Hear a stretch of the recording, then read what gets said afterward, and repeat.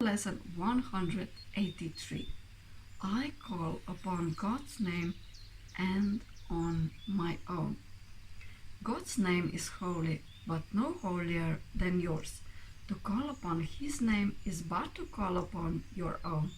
A father gives his son his name and thus identifies the son with him.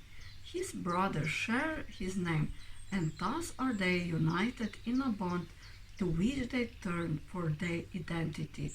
Your father's name reminds you who you are, even within a world that does not know, even thought you have not remembered it. God's name cannot be heard without response, nor said without an echo in the mind that calls you to remember. Say His name, and yet you invite the angels to surround the ground on which you stand and sing to you as they spread out their wings to keep you safe and shelter you from every word thought that would intrude upon your holiness. Repeat God's name and all the world responds by laying down illusions. Every dream the world holds dear has suddenly gone by, and where it seemed to stand you find a star, a miracle of grace. The sick arise, healed of their secret thoughts. The blind can see, the deaf can hear, the sorrowful cast off their mourning, and the tears of pain are dried as happy laughter comes to bless the world. Repeat the name of God, and little names have lost their meaning. No temptation but becomes a nameless and unwanted thing before God's name. Repeat His name and see how easily you will forget the names of all the goods you valued. They have lost the name of God you gave them. They become anonymous and valueless to you. All truth before you let the name of God replace their little names. You stood before them worshipfully, naming them as goods. Repeat the name of God and call upon yourself, whose name is His. Repeat His name, and all the tiny nameless things on earth slip into right perspective. Those who call upon the name of God cannot mistake the nameless of the name, nor sin for grace, nor bodies for the Holy Son of God. And should you join a brother as you sit with him in silence, and repeat God's name along with him within your quiet mind, you have established there an altar which reaches to God Himself and to His Son. Practice but this today. Repeat God's name slowly again and again, and still again. Become obvious to every name but His. Hear nothing else. Let all your thoughts become anchored on this. No other word we use except at the beginning when we say today's idea but once.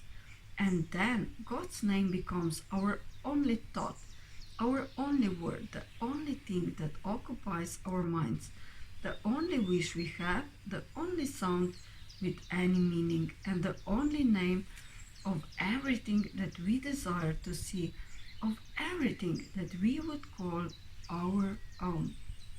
Thus do we give an invitation which can never be refused, and God will come and answer it Himself. Think not He hears the little prayers of those who call on Him with names of idols cherished by the world. They cannot reach Him thus. He cannot hear requests that He be not Himself, or that His Son receive another name than His. Repeat God's name, and you acknowledge Him as sole creator of reality, and you acknowledge also that His Son is part of Him creating in His name. Sit silently and let His name become the all-encompassing idea that holds your mind completely.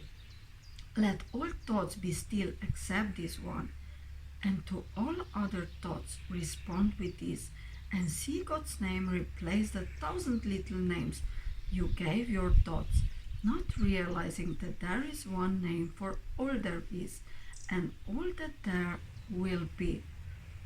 Today you can achieve a state in which you will experience the gift of grace.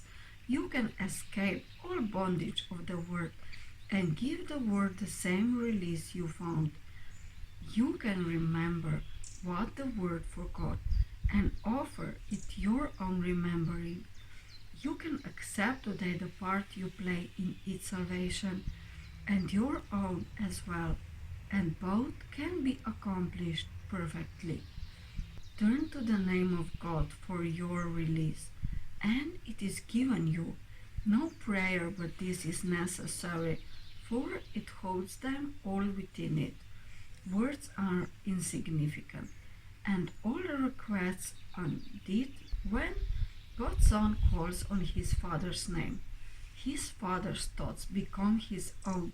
He makes his claim to all his Father's gave, is giving still, and will forever give.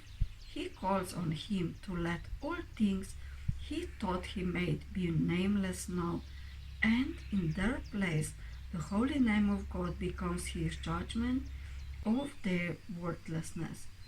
All little things are silent, little sounds are soundless now.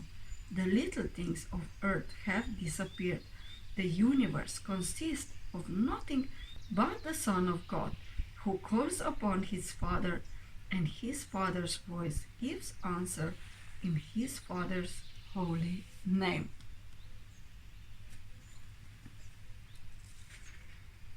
In this eternal, still relationship, in which communication far transcends all words, and yet exceeds in depth and height whatever words could possibly convey, is peace eternal.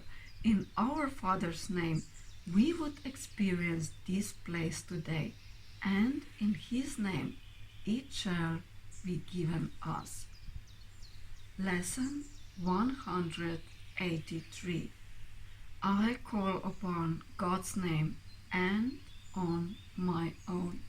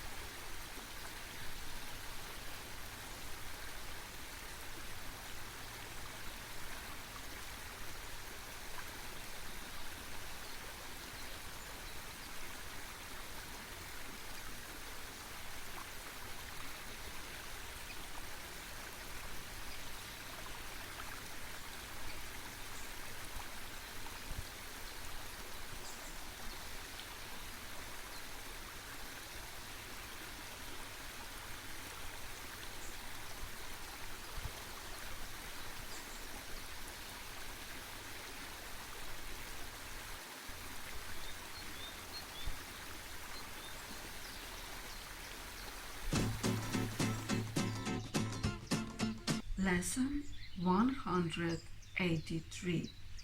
I call upon God's name and on my own.